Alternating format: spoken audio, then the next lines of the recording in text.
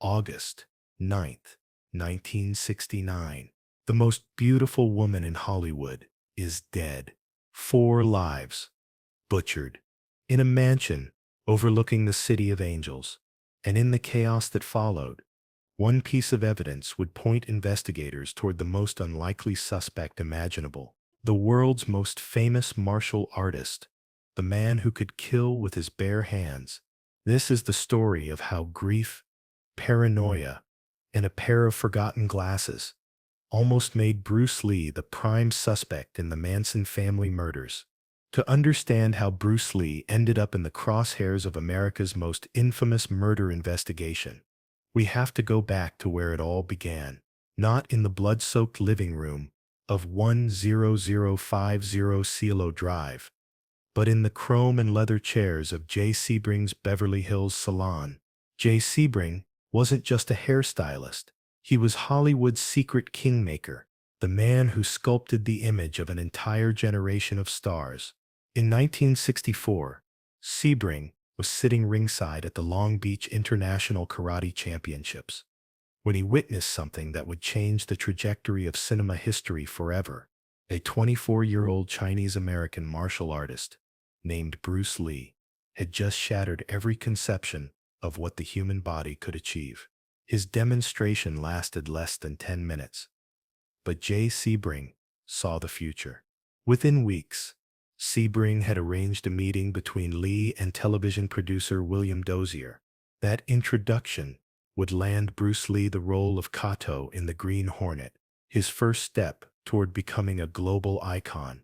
But Sebring's world was more complex than just haircuts and Hollywood connections. He moved through an elite circle where movie stars, directors, and yes, martial artists became intimate friends.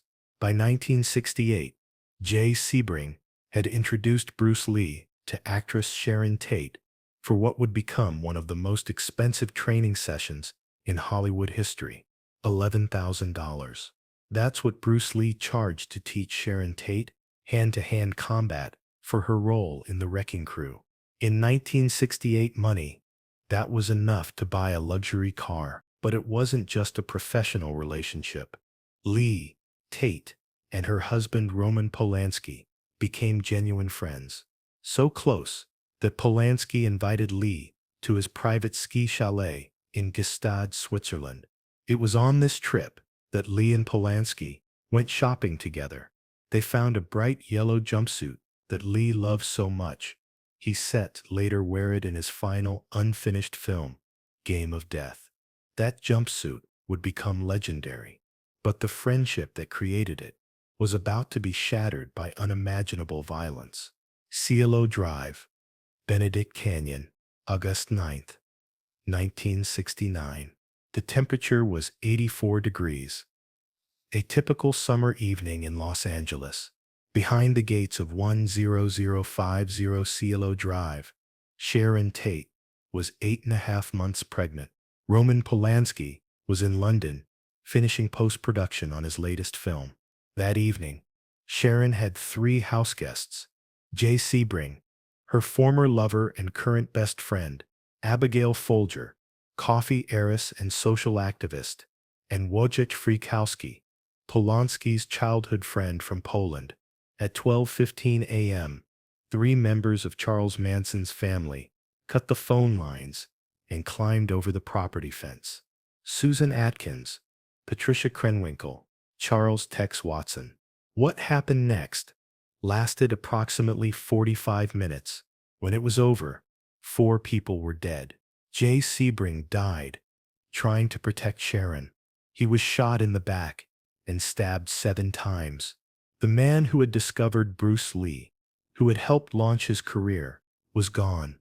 Roman Polanski received the call in London at 6 a.m. By the time he landed at LAX, the entire world knew his wife was dead. But there was something the world didn't know. Something that would soon make one of Polanski's closest friends a suspect in his wife's murder. Detective work in 1969 was analog. No DNA testing. No computer databases, just physical evidence, witness testimony, and intuition. Among the evidence collected from 10050 CeLo Drive was item hash 47, a pair of black-rimmed eyeglasses. These glasses were found near Sharon Tate's body. They didn't belong to any of the victims. The prescription was significant. Whoever wore them was severely nearsighted. In 1969, before contact lenses were common, glasses this strong were essential for basic function. Whoever lost them would have been nearly blind without them. The glasses became a key piece of evidence. They suggested that one of the killers had lost them during the struggle, or that someone else had been at the scene. For months, the investigation went nowhere. Charles Manson wouldn't be arrested until October. His followers wouldn't confess until December. In the meantime, Roman Polanski lived in a state of paranoid terror. He suspected everyone, friends, colleagues, even his gardener. The man who had directed Rosemary's Baby was now living in his own horror film. But of all his suspicions, none would be more shocking than the one involving his friend Bruce Lee. To understand why Roman Polanski would suspect Bruce Lee of murdering his wife, we need to understand what Bruce Lee represented to the people who knew him. Bruce Lee wasn't just a martial artist.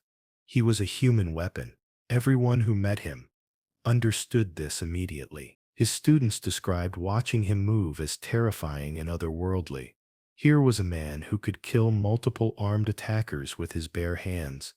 At 135 pounds, Bruce Lee could generate more force in a 1-inch punch than most professional boxers could deliver with a full swing. The science behind this would later be attributed to something called neurological efficiency, his brain's ability to recruit every muscle fiber simultaneously. But there was something else about Bruce Lee that made him particularly frightening to those around him. Something psychological. Lee had what psychologists now call predator energy. The calm confidence of someone who had never lost a fight and knew he never would. Roman Polanski had witnessed this firsthand. During their training sessions, he'd seen Lee move with the fluid violence of a striking snake. So when Polanski's paranoid mind began cataloging everyone who had the physical capability to overpower 4 people, including a 6'2" male athlete like Jay Sebring, one name kept surfacing, the name of the only man he knew who could have done it. December 1969, 3 months after the murders. The killers still haven't been caught. Bruce Lee continues his regular martial arts sessions with Roman Polanski. Both men are processing grief differently. Lee through movement, Polanski through suspicion. And then, in what seemed like casual conversation, Bruce Lee mentioned something that stopped Polanski's world. "You know, I've been having trouble seeing lately. I lost my glasses a few weeks ago. I really need to get a new pair." The timing was perfect. The prescription would match. And Bruce Lee had access, capability, and opportunity. That night, Polanski couldn't sleep. His mind raced through the evidence. Bruce Lee was nearsighted, severely nearsighted. He would need glasses, exactly like the ones found at the crime scene. The physical evidence was damning, but Polanski knew something the police didn't. Bruce Lee wasn't just capable of this crime. He was the only person Polanski knew who was capable. The next morning, Polanski called Bruce Lee with what seemed like a generous offer. "Bruce, you mentioned needing new glasses. Why don't you let me take you to my optometrist? I still buy you the best pair money can buy." But Polanski's generosity had a hidden agenda. He was conducting his own investigation.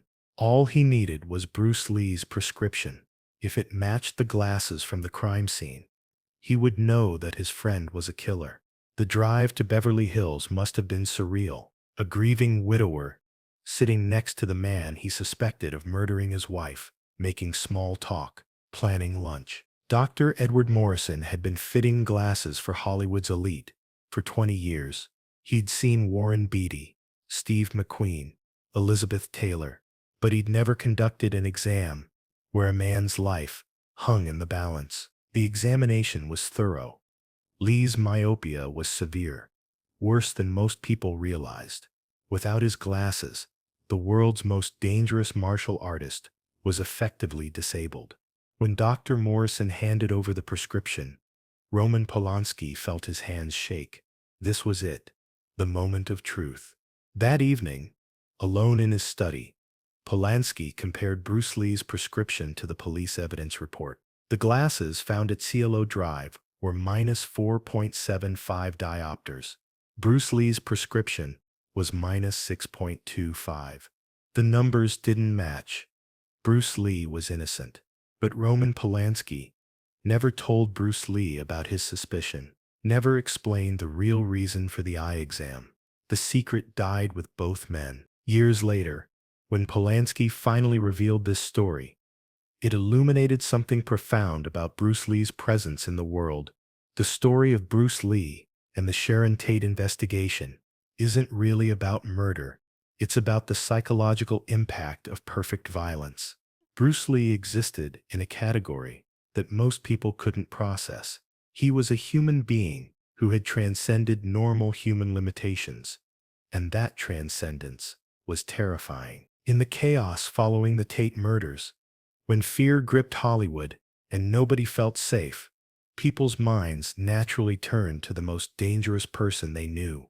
And for many in Hollywood's inner circle, that person was Bruce Lee. This wasn't racism or xenophobia. This was recognition. Recognition of what Lee had deliberately made himself into. From age 13 to 32, Bruce Lee had systematically eliminated every weakness in his body and mind.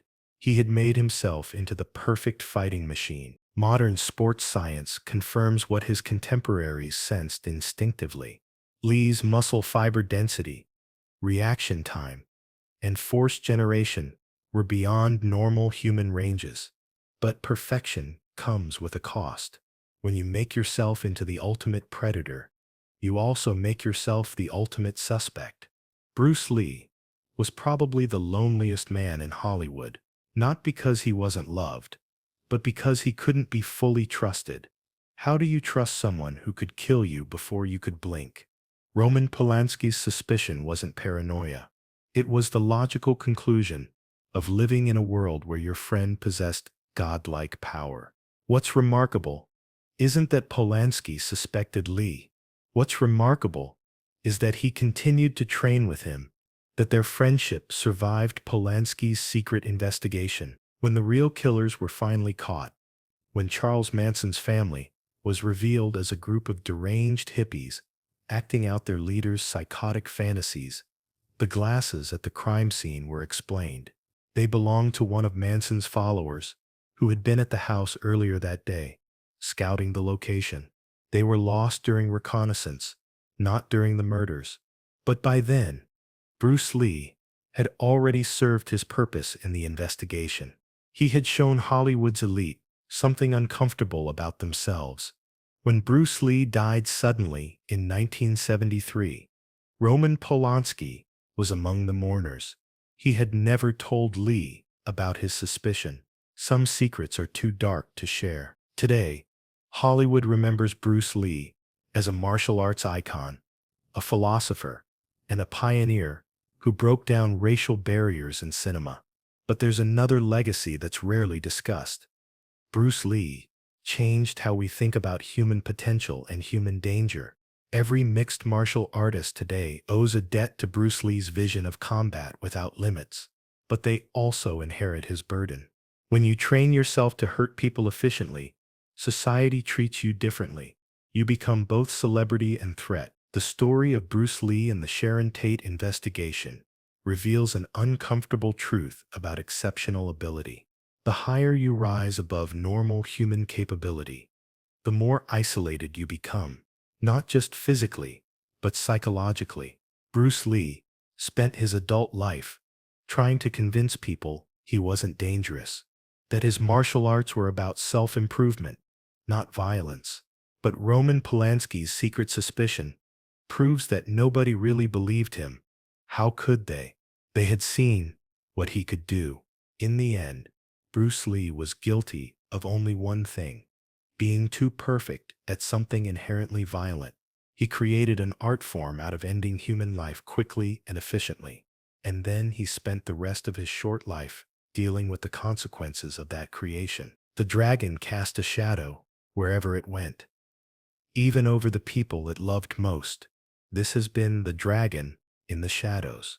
If you found this story compelling, there are 4 more untold chapters of Bruce Lee's life that will change everything you thought you knew about the world's most famous martial artist.